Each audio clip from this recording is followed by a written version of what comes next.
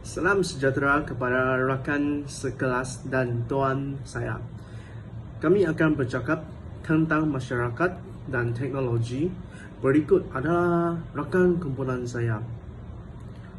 Jauhatatu, Marina, Ravich, Roshan, Shavini, Tarangini, Yashvan, dan saya, Wong Zhengkang. Saya akan mengenai perkembangan sains dan teknologi dalam komunikasi dan hubungan antara masyarakat. Perkembangan sains dan teknologi dalam komunikasi telah membantu masyarakat dalam kehidupan sehari, terutamanya dalam komunikasi dan hubungan seperti menjadikan komunikasi lebih bila tidak kira di mana atau perkembangan zon waktu. Terdapat aplikasi untuk menghantar mesej, membalangi dan membuat panggilan video yang menggunakan untuk perhubungan antara satu sama lain. Cenderung menggunakan untuk mendekati satu sama lain. Terima kasih, Kang. Di samping itu, setiap masyarakat Malaysia mempunyai kebebasan bersuara melalui teknologi.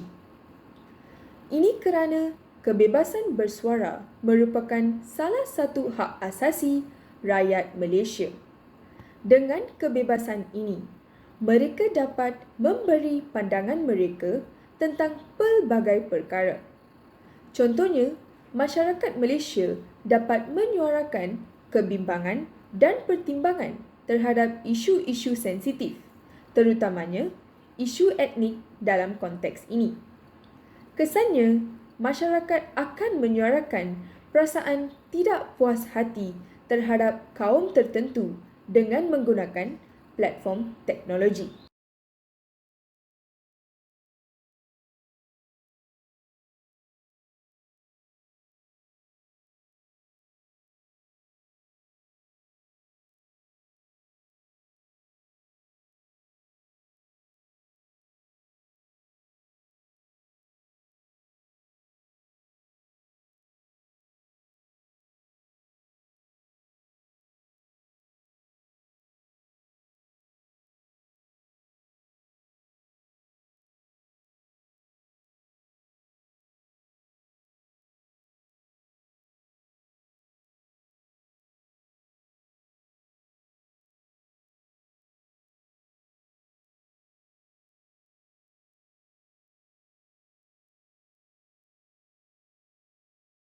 Manakala, jika orang mengungkapkan ketidakpuasaan terhadap etnik tertentu, ia akan menyebabkan persepsi yang salah terhadap etnik tersebut. Ini boleh membawa pandangan negatif oleh orang ramai terhadap etnik tersebut. Selain itu, ia juga akan membawa perpecahan rasional di mana kelompok memiliki prasangka terhadap kelompok budaya tersebut. Antara kesan fenomena ini terhadap pembangunan sosial adalah ia akan melahirkan golongan ekstremis dalam kalangan masyarakat. Hal ini akan merosakkan hubungan silaturahim antara masyarakat yang berbilang kaum seperti yang sedia ada di Malaysia. Seterusnya, kesan fenomena ini juga akan menyumbangkan kepada berlakunya sebuah genosid ataupun pembunuhan secara ramai-ramai mengikuti agama ataupun kaum, seperti yang berlaku pada Perang Dunia Kedua di mana golongan Yahudi telah dibunuh oleh tentera Jerman. Selain daripada itu, kanak-kanak yang membaca kenyataan ini dalam talian boleh menjadi dimanipulasi untuk membenci kaum lain dari kecil lagi. Seterusnya, kesan fenomena ini boleh menggalakkan kebencian antara masyarakat. Ia memumpuk lebih banyak siaran benci di kalangan pelbagai kaum. Terima kasih kepada Roshan. Saya Marina dan akan membentangkan soalan yang kedua, iaitu bagaimana konsep etika dalam penggunaan teknologi maklumat menjadi platform ke arah mewujudkan kesepaduan sosial. Pertama sekali, kerajaan memainkan peranan penting dalam mendidik nilai murni dan etika dalam penggunaan teknologi maklumat serta menyekat penyebaran kandungan yang berunsur prejudis terhadap kaum, agama, jantina, seksual atau keganasan yang boleh menyebabkan unsur negatif.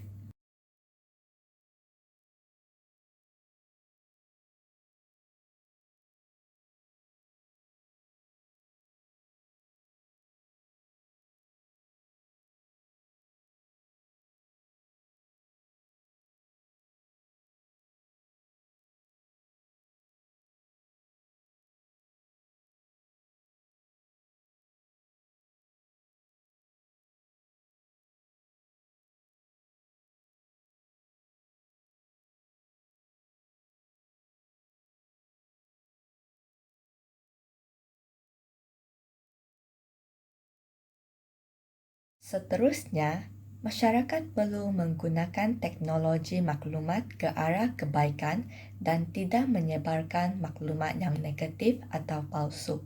Sebaliknya, masyarakat perlu digalakkan untuk menyampaikan maklumat yang positif, sebagai contoh melalui siaran rancangan yang berkonsepkan muhibah seperti rancangan RTM, iaitu Salam Pantai Timur, yang menggabungkan semua jenis kaum, malah kandungan hiburan yang sentiasa mengupas isu semasa yang berlaku di Malaysia. Baiklah, itu saja daripada saya. Sekarang saya akan menyerahkan kepada Jauhar dan dia akan meneruskan pembentangan yang seterusnya. Saya Jauhar dan saya akan membincangkan bagaimana konsep etika dalam penggunaan teknologi maklumat menjadi platform ke arah mewujudkan kesepaduan sosial. Yang ketiga, masyarakat Malaysia dapat menggunakan teknologi dengan beretika untuk mempelajari budaya dan tradisi kaum-kaum di Malaysia. Contoh, Melayu, Cina, India, Iban, Kadasan, Dusun, untuk menanam sifat toleransi antara satu sama lain. Yang keempat, masyarakat Malaysia dapat menjadikan alam maya sebagai alat untuk berkomunikasi. Ini untuk mengeratkan silaturahim tanpa sempadan antara bangsa-bangsa lain dan kaum-kaum lain.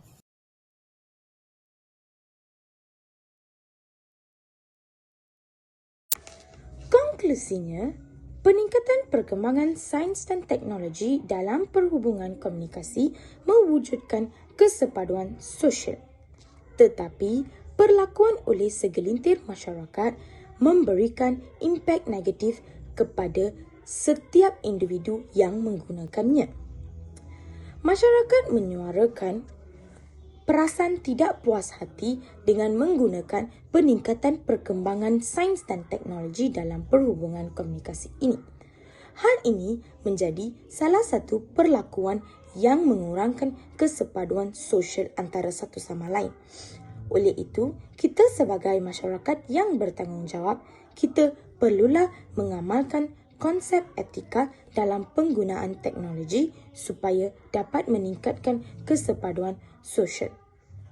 Terima kasih.